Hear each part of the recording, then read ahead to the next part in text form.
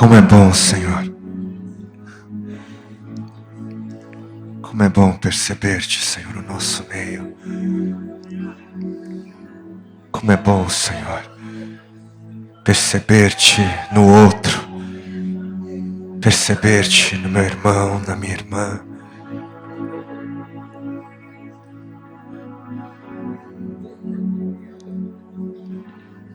Faça-se, Senhor, perceptível em nós também, em cada um aqui presente, em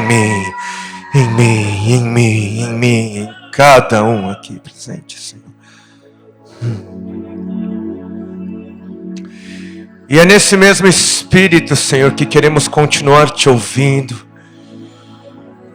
Queremos continuar ouvindo o teu bradar, o teu rugir, o teu doce, profundo sussurrar.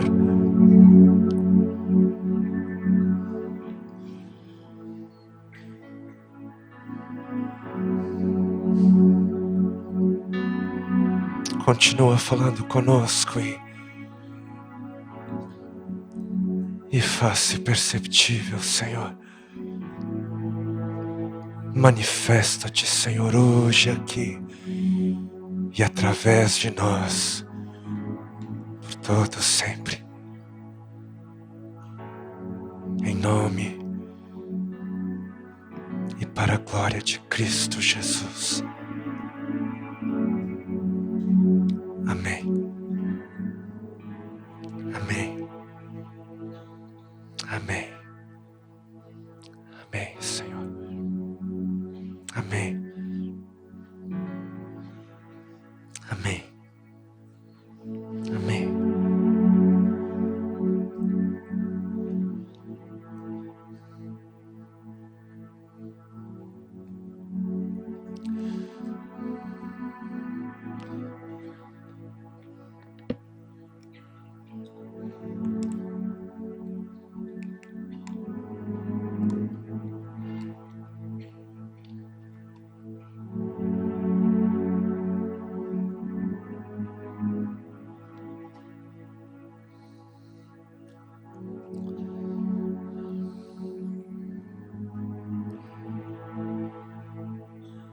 Na intenção de poder cooperar com todos os propósitos desse tempo sendo vivido aqui nesses dias. Quero começar lendo alguns textos bíblicos. O primeiro em João, no capítulo 1.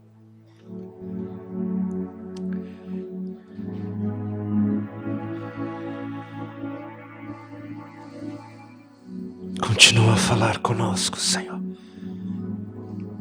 Continua a fazer, a ser.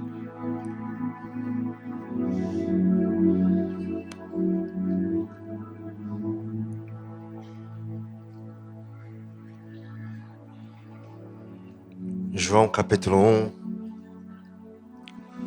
a partir do versículo 1.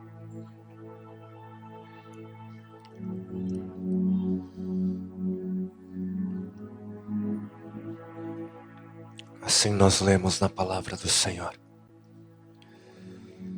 No princípio era o Verbo, e o Verbo estava com Deus, e o Verbo era Deus. Ele estava no princípio com Deus, e todas as coisas foram feitas por Ele, e sem Ele nada do que foi feito se fez. Um pouquinho mais adiante, João capítulo 1, versículo 14. E o Verbo se fez carne e habitou entre nós e vimos a sua glória. É o testemunho de João, do apóstolo. Vimos a sua glória como a glória do unigênito do Pai, cheio de graça e de verdade. Versículo 19 do capítulo 4 de 1 João vai nos dizer que nós amamos a Deus porque Ele nos amou primeiro. Ele primeiro nos amou, nós o amamos porque Ele nos amou primeiro. Foi o amor do Senhor que gerou o nosso amor, foi o amor do Senhor que capturou os nossos corações.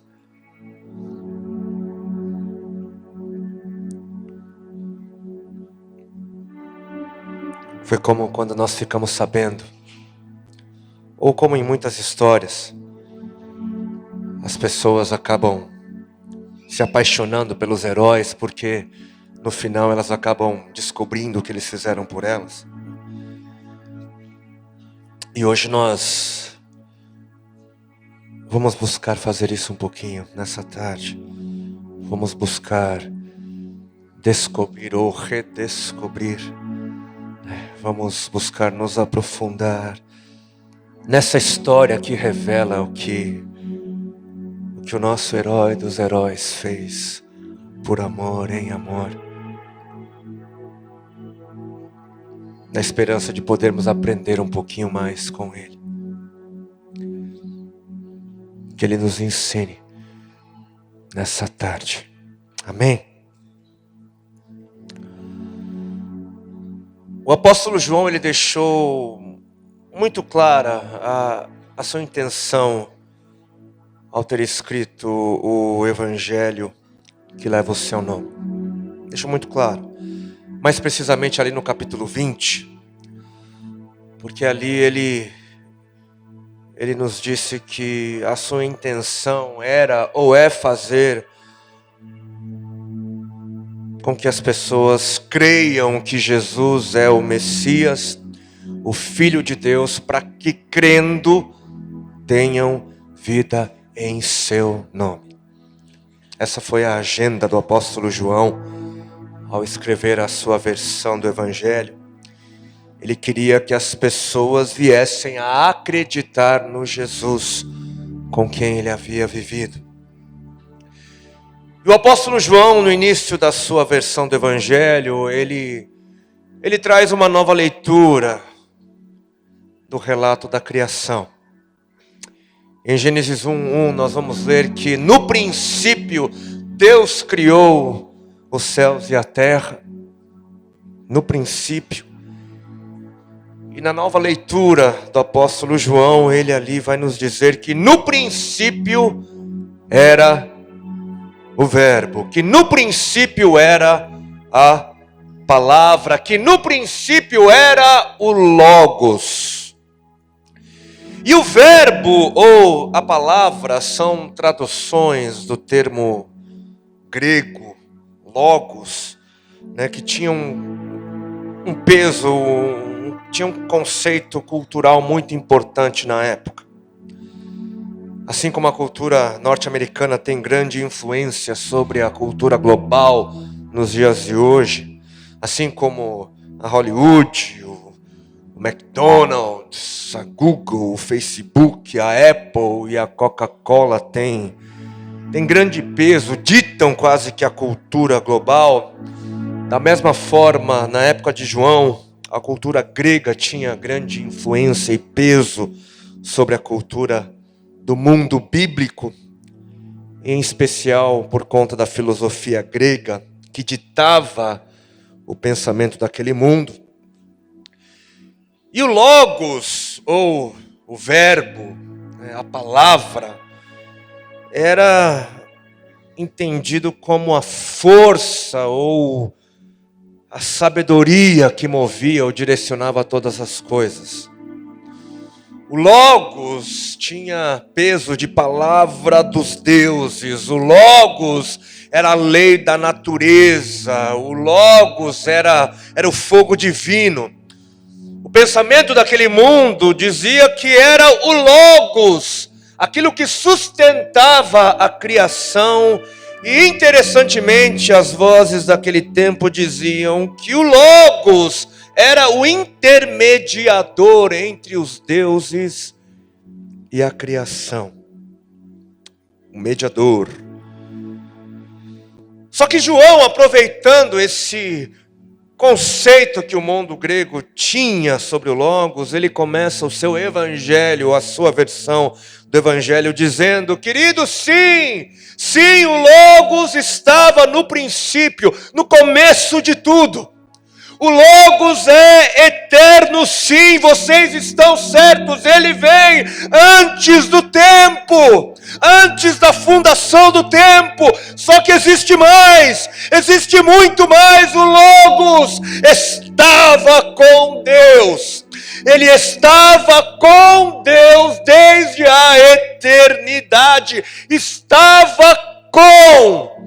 Isso quer dizer que o Logos é uma personalidade diferente, ele estava com Deus. Isso quer dizer que o Logos, ele é uma pessoa companheira, é um acompanhante, alguém que é separado, uma outra pessoa, um outro ser. Ah, mas não se assustem com aquilo que eu vou lhes dizer, porque o Logos, esse Logos que vocês pensam conhecer, esse Logos é o próprio Deus, ele é o próprio Deus. Todas as coisas foram feitas por ele, pelo Logos, e sem ele nada do que foi feito se fez, nada. Conheçam o seu Criador, conheçam o seu Deus, ele é o Logos, e saibam que ele é aquele que não é definido pelo conceito que o mundo tem do Logos, mas é ele quem vem mostrar o real sentido do Logos. E o Logos,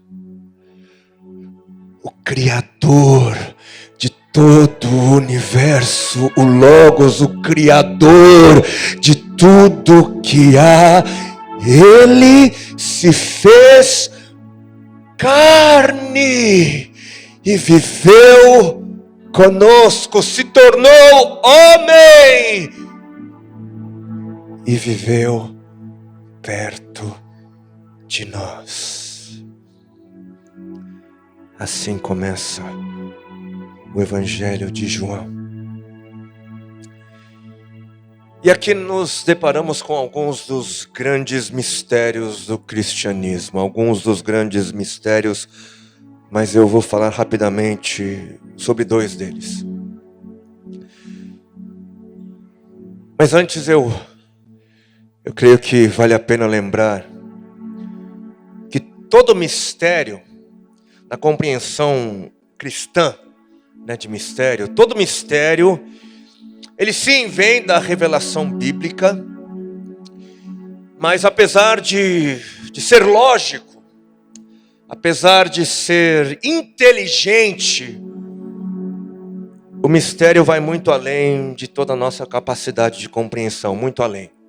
Nós somos seres limitados, nós somos capazes de perceber algumas coisas, mas não compreendemos completamente. E isso é mistério. E os mistérios fazem parte da glória de Deus. Os mistérios glorificam ao Senhor.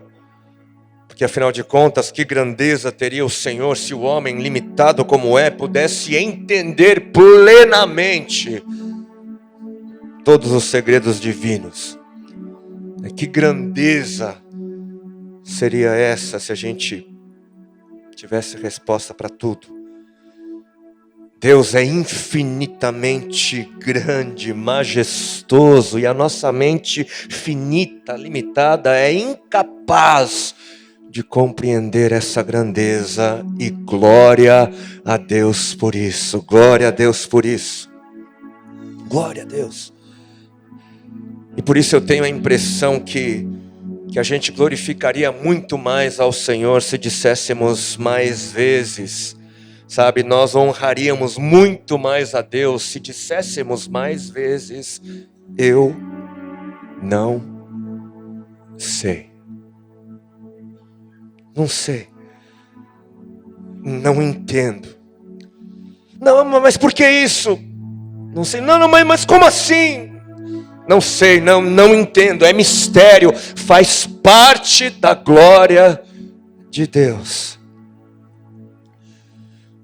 Mas dois dos grandes mistérios que fazem parte da glória de Deus são as doutrinas acerca da Trindade e da encarnação. Trindade e encarnação. E a doutrina da Trindade, que é deduzida a partir de toda a revelação bíblica, ela vai afirmar que Deus é um, que Ele é único, mas que se manifesta em 3 pessoas por toda a eternidade. A doutrina da Trindade vai afirmar que o Deus dos cristãos é um único Deus, indivisível, inseparável, mas é um Deus comunidade. Ele é uma comunidade, Ele é Pai, Filho e Espírito, uma comunidade unida pelo mais puro e perfeito amor. É um mistério. Deus é um, mas se manifesta em 3 pessoas, 3 personalidades distintas com a mesma natureza divina. E a encarnação é a doutrina que vai dizer que a segunda pessoa da Trindade, que é Deus, se fez carne.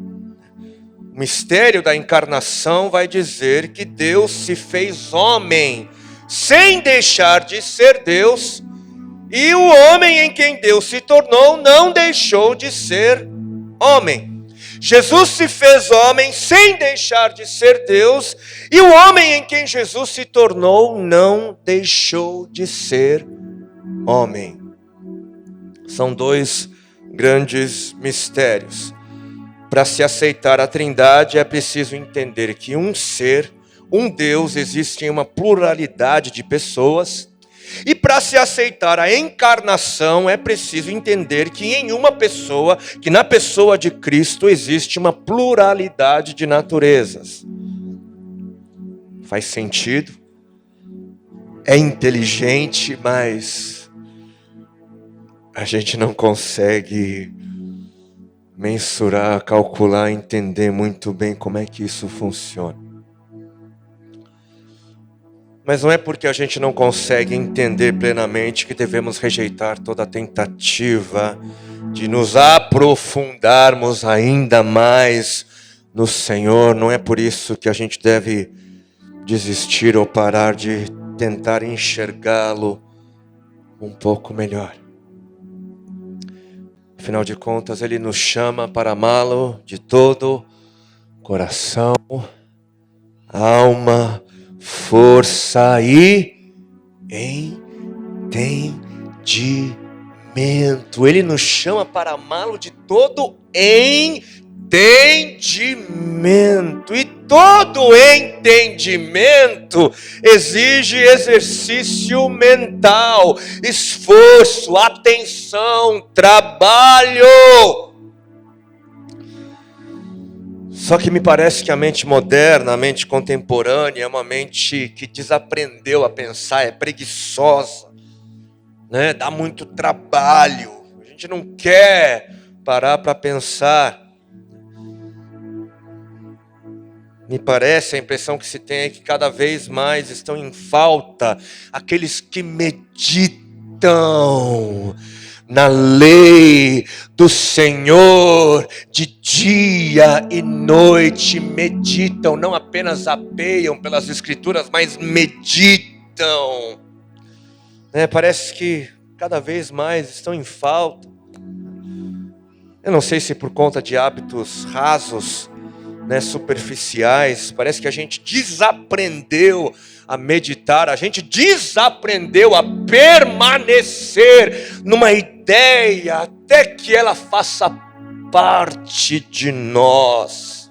Até que ela faça parte de nós. Parece que a mente moderna, ela desaprendeu a gostar de profundidade. Ela parece estar mais interessada em coisas rasas. Nadar na superfície.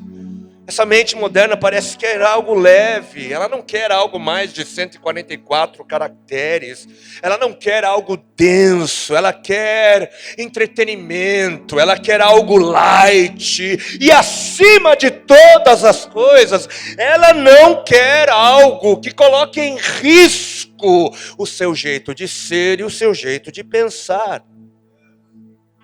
A gente ouve uma palavra profunda, a gente escuta do pregador, do pastor, uma palavra profunda, mas a gente evita de mergulhar nas profundezas dessa palavra, a gente não permanece.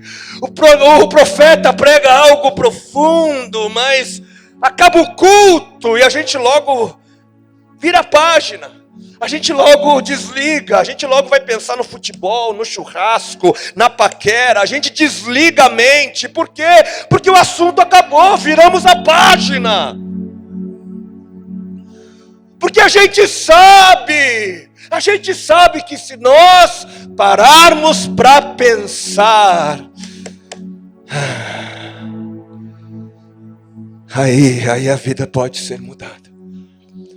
Se pararmos para meditar, se permanecermos abertos, vulneráveis, refletindo e meditando até que a palavra faça parte de nós,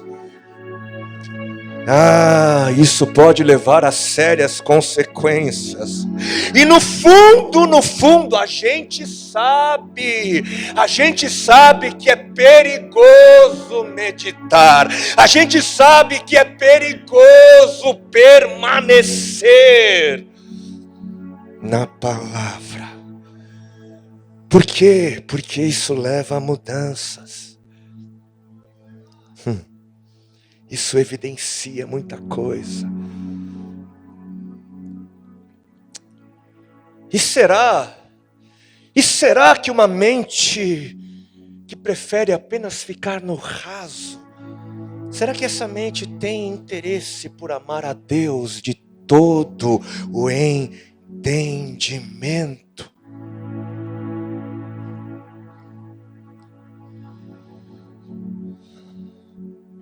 Mas hoje nós queremos permanecer. Queremos mergulhar, meditar, queremos nos aprofundar, queremos ser transformados. E o Verbo se fez carne, o Logos se fez carne, a segunda pessoa da Trindade, que é Deus, se fez homem. Por quê? Por que isso é importante? O que isso significa? Por que Deus faria algo assim? O que isso significou para ele? Já parou para pensar? Deus se fez carne? Jesus se fez carne? Bacana, legal, vira a página, vamos embora. Já parou para pensar, parou para meditar na profundidade da revelação bíblica? Porque a Bíblia nos diz que todo o plano de Deus em relação a nós já estava traçado antes da fundação dos tempos. Completamente traçado. Houve um momento antes do tempo em que a Trindade decidiu criar o homem. A Santa Trindade havia decidido criar a mim e a você. E eu não sei se houve uma conversa entre os três. Eu não sei se cada pessoa da Trindade se sentou numa mesa para fazer uma reunião, discutir ideias, fazer um brainstorm, traçar, fazer um planejamento, eu não sei. Mas se a Trindade tivesse tido esse tempo, se a Trindade tivesse separado um tempo antes da fundação do tempo para conversar, para discutir ideias e consequências, com certeza o assunto do pecado teria sido mencionado nessa conversa, nessa reunião. Com certeza a minha e a sua condição teria sido ali discutida. Por quê? Porque o que estava sendo planejado era a criação de seres segundo a imagem e semelhança de Deus. O que estava sendo planejado era a criação de criaturas que se manifestariam em comunidade também. Criaturas que seriam capazes de amar também, segundo a sua semelhança, mas criaturas que acabariam se perdendo. Ele sabia que isso aconteceria. E como Deus é fiel e fiel até a Ele mesmo, e Ele é o que? Ele é santidade, justiça, bondade, pureza, porque Ele é fiel até a Ele mesmo. Consequentemente, a maldade entre os homens, consequentemente, o nosso pecado, a nossa condição se tornaria um abismo, um obstáculo eterno que nos separaria de Deus. E Deus sendo vida, viver sem Deus, viver distante de Deus seria morte. A Trindade então precisaria encontrar uma resposta para o nosso pecado. Deus criaria o homem mesmo assim?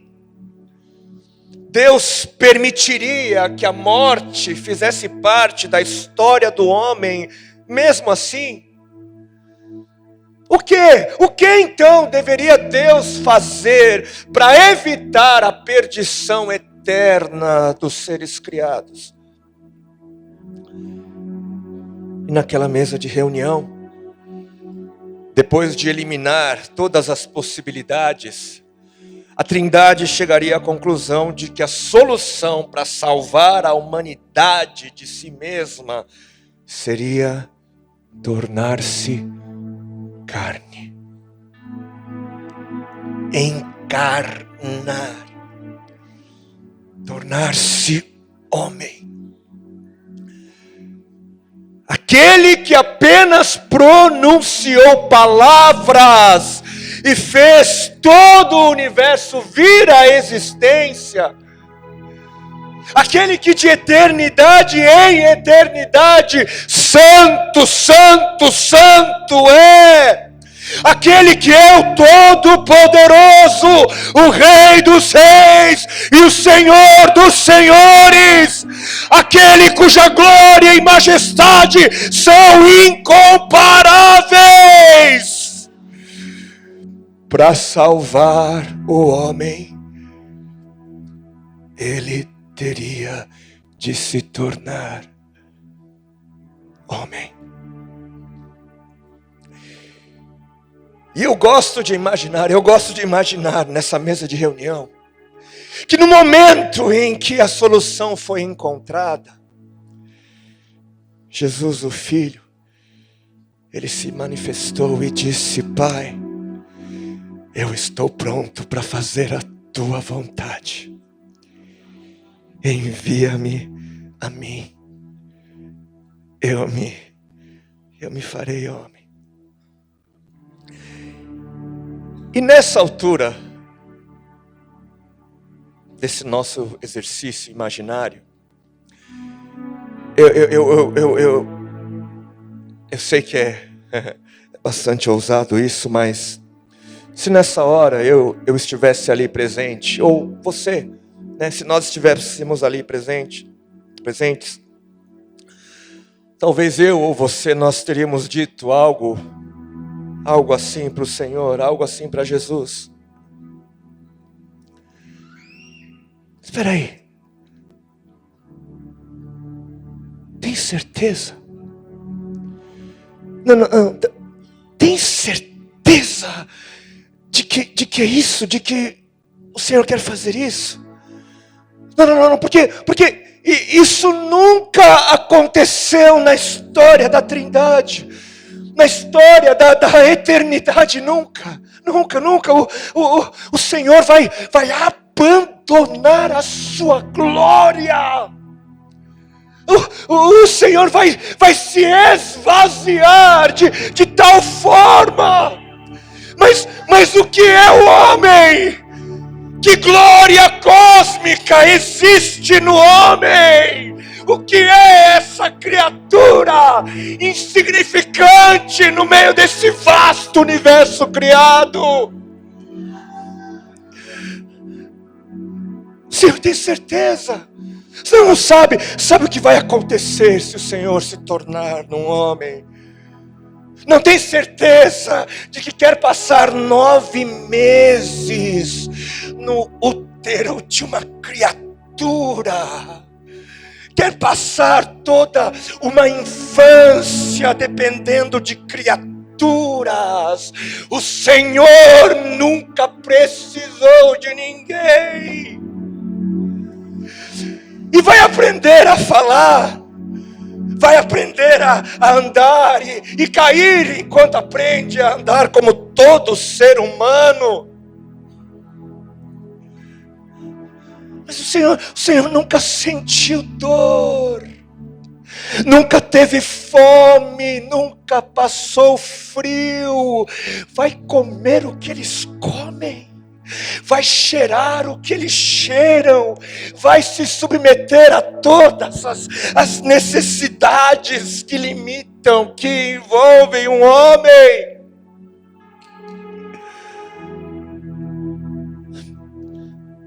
O Senhor nunca derramou uma lágrima, o Senhor nunca derramou uma gota de suor, nunca derramou sangue.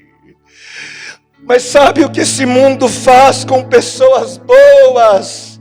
Sabe o que esse mundo faz com pessoas justas?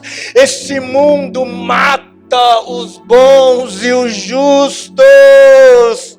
Agora imagine se o Senhor, que é bondade e justiça absoluta, imagine se o Senhor andar no meio dessa gente, desse mundo cruel e injusto.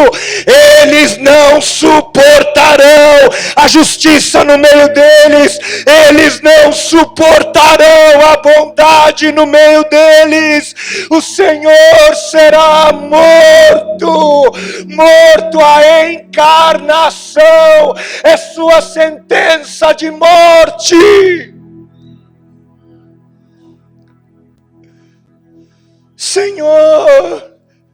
O Senhor nunca foi abandonado pelo Pai, nunca foi abandonado pelo Espírito, mas naquela cruz, ao se tornar os pecados de criaturas insignificantes, o Senhor será abandonado,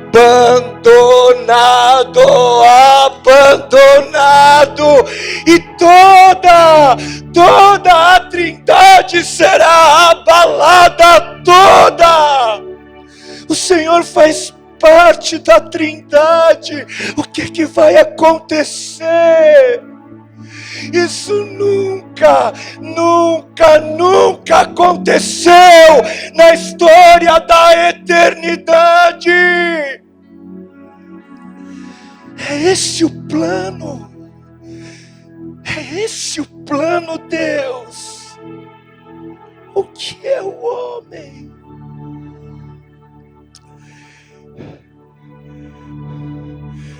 E eu gosto de imaginar que no final dos nossos argumentos, o Senhor teria olhado nos nossos olhos e dito,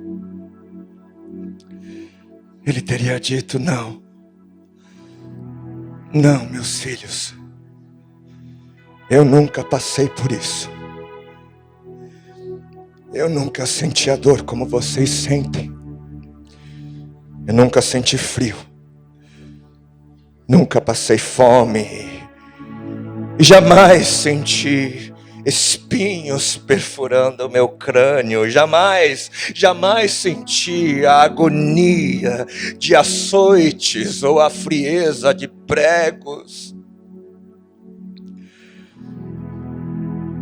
Jamais fui humilhado. Nunca me senti sozinho ou abandonado, nunca. E eu nunca passei pela morte. Mas, meus filhos, existe um outro lado. Eu nunca pude tocar em vocês. Eu nunca pude abraçá-los. Nunca vocês sentiram o calor dos meus braços. Nunca vocês olharam nos meus olhos. Nunca senti a alegria de estar entre vocês. Nunca vocês me tiveram como amigo. E nunca vocês tiveram alguém em quem pudessem confiar. Nunca vocês deixaram de sentir que estavam sozinhos.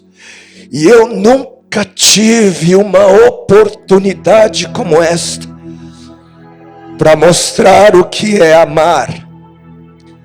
E se eu estou para fazer tudo isso, se eu estou para fazer aquilo que eu nunca fiz, é porque eu amo a cada um de vocês. Eu amo a cada um de vocês com a plenitude do amor. Eu amo a cada um de vocês.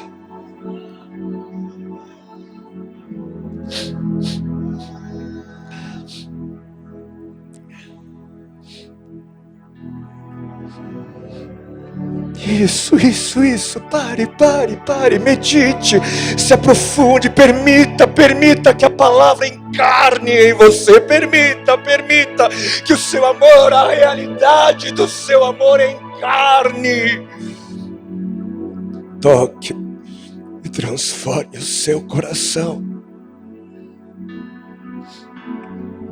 porque foi por amor,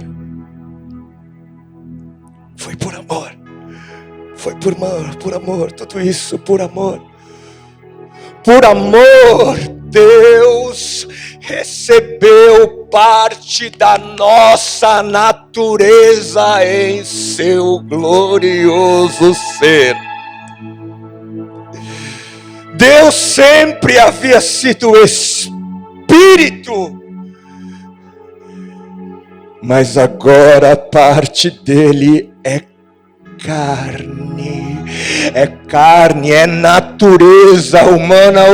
Hoje a nossa natureza, hoje a humanidade faz parte da Trindade. A nossa natureza faz parte da Trindade. Para que o sacrifício substitutivo na cruz valesse, para que Deus de fato pudesse tomar o lugar do homem na cruz, ele deveria se tornar num homem, para que aquilo verdadeiramente valesse. Deus precisaria se tornar um homem. Mas ele não daria um jeitinho de se tornar homem, para depois, quando tudo estivesse acabado, voltar a ser espírito. Não é isso que a gente percebe nas escrituras. Vai lá, filho, finge ser homem por uns 33 anos, coloca uma carne por cima, né, morre lá, que depois papai vai dar um jeito e tudo vai voltar a ser como era antes. Não, Jesus trocou a sua forma eternamente. Ele se fez carne e continua sendo homem hoje. Hoje, a segunda pessoa da Trindade é um de nós. Ele é um de nós. Deus é um de nós. Jesus é verdadeiramente nosso irmão. Ele é homem também. Ele não deixou de ser Deus, mas assumiu também a nossa natureza. O Criador se tornou criatura. É um mistério, é um mistério. Deus nos amou tanto que Ele não apenas deu o seu Filho unigênito, mas Ele mudou o estado eterno do seu próprio ser. Ele é eternamente o Deus que também é homem. Ele se fez carne. Ele tem o que a gente tem. Ressuscitou em carne. Ascendeu aos céus em carne. Foi reconhecido pelos furos e ferimentos no seu corpo, que em carne, tem um corpo glorificado, em carne glorificada. E tudo isso, por amor, para que você pudesse descansar, para que você pudesse confiar, para que você pudesse crer que Ele verdadeiramente te ama.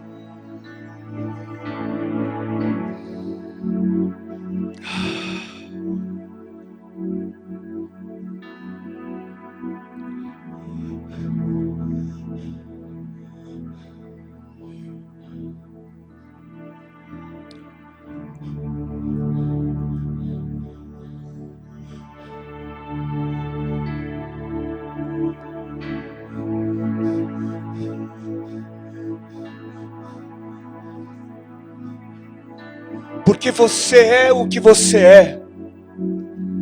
Porque você é o que você é. E uma bactéria microscópica, insignificante e repugnante é o que ela é. O que você poderia fazer para ajudar esse ser insignificante a crer no seu amor, caso você a amasse?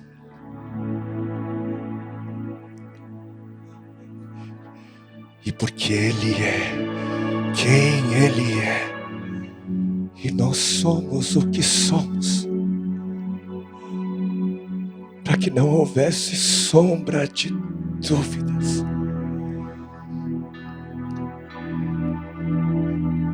Ele encarnou. Ele se identificou conosco de tal forma que se fez carne. O amor encarnou.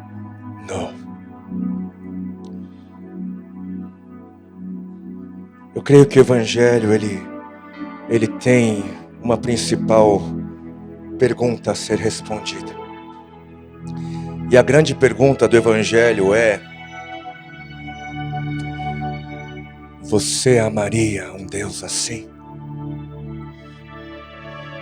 Você adoraria um Deus que assim amou? E a segunda grande pergunta do Evangelho é: você amaria como Ele amou? Você se lembraria de amar o outro? E ao amar o outro, você se lembraria de encarnar, de se identificar com o outro de tal forma, a ponto de fazê-lo crer que você em Jesus o ama?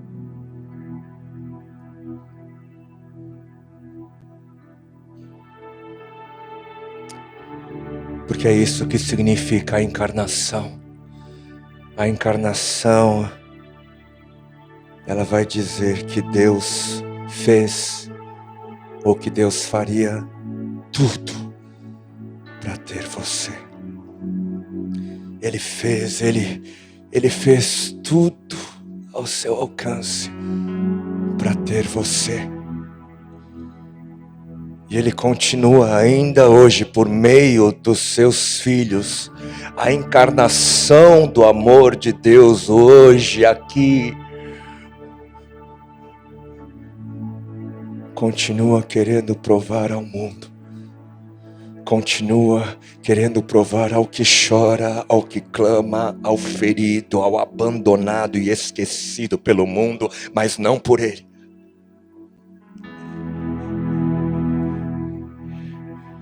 Ele continua querendo ajudar esses a acreditarem no seu amor.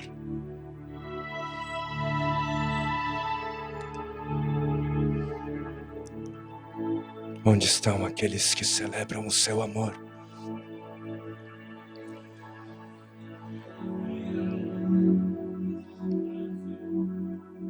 E onde estão aqueles que, como o amor, haverão de permitir ser essa manifestação encarnada, para que o mundo possa vir a crer no amor?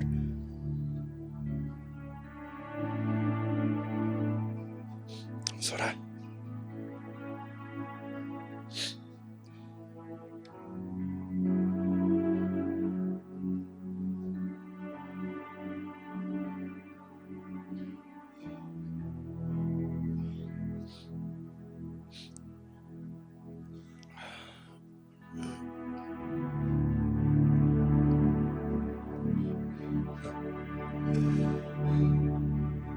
Obrigado porque o Senhor nos mostrou como se parece o amor. Obrigado porque o Senhor nos ensinou que o amor, ele não é um conceito abstrato, filosófico, algo que serve apenas para fazer um discurso ficar bonito, mas o Senhor foi aquele que nos mostrou que o amor é algo que precisa ser encarnado para ser experimentado, que precisa ser encarnado para ser vivido, que precisa ser encarnado para ser compreendido. Que o mundo possa tocar no Senhor, que o mundo possa tocar nas suas feridas, que o mundo duvidoso, que o mundo cheio de dúvidas e incredulidades, assim como o apóstolo Tomé, que precisou tocar nas suas feridas, que precisou tocar no seu corpo ferido, encarnado, que o mundo possa ver em nós, que o mundo possa tocar em nós, e ao tocar em nós, possam te tocar, que nós possamos tocar o mundo, e a partir desse toque, o mundo possa sentir o teu, ser desperto pelo teu toque. Usa-nos, ó amor, o amor ele procura, o amor ele precisa de um corpo, ele precisa da carne para encarnar. E você, querido, você, querida, hoje é essa encarnação, hoje é esse toque, hoje é esse instrumento que vai mostrar, que vai provar, que vai manifestar o amor, o toque da cura, o toque que convence, o toque que restaura, que ajuda, auxilia.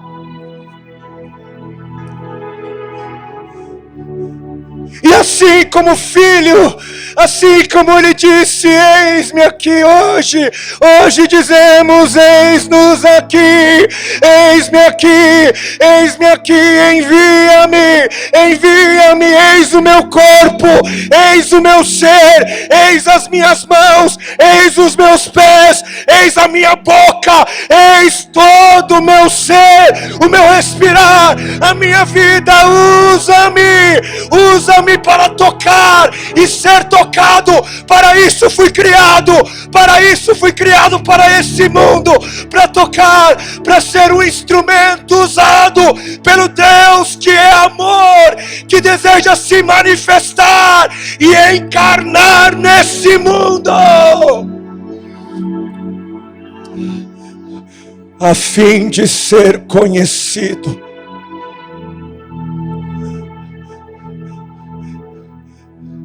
A fim de ser conhecido no preço, nas marcas, nas feridas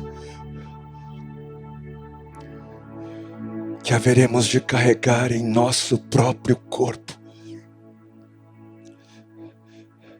E assim verão, e assim reconhecerão, e assim como Tomé se dobrou e disse: Senhor meu e Deus meu, Deus meu, Deus meu, para que o mundo também venha se dobrar e se curvar e dizer que sim, Jesus é o Senhor, e muito mais, que Jesus é o nosso Deus, é o nosso Deus, é o nosso Deus. O nosso Deus tem um nome, o nosso Deus tem um nome, e o seu nome é Jesus, Jesus, Jesus, Jesus, Jesus.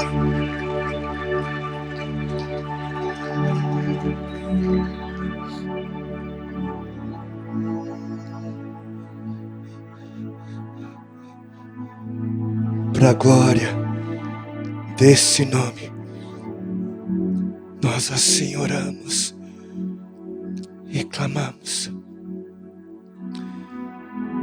Amém, amém, amém, amém, amém, amém, amém, amém. Celebre, exalte, exalte, exalte, exalte Ele, Ele, Ele, Ele.